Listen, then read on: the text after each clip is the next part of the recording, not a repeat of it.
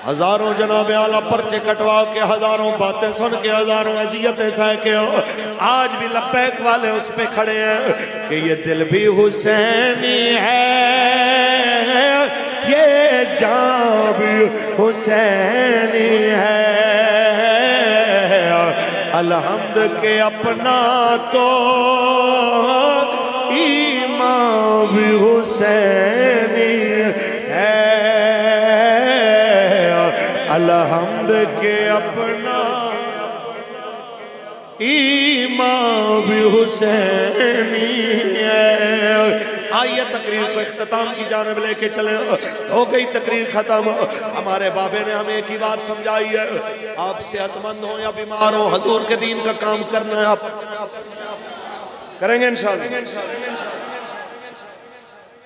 वो हमने कहा हजरत जी वो लाहौर ये काला शकाकू के पास एक अस्पताल खुला है जी, शकरा अस्पताल, तो वहाँ के डॉक्टर रब्ता करते हैं कि हम बाबा जी का इलाज करना चाहते हैं, हमारा बोर्ड उधर आ जाता है, आप मेहरबानी करें हमें टाइम दें।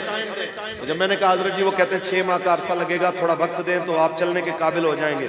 तो आपने फरमाया मौलाना 6 महीने में पता कितना नुकसान हो जाएगा तहरीक का, तो बिस्तर पे पड़े रहने से बेहतर है चलते चलते हुजूर का नाम लेते दम निकल जाए, ये सबसे बेहतर है।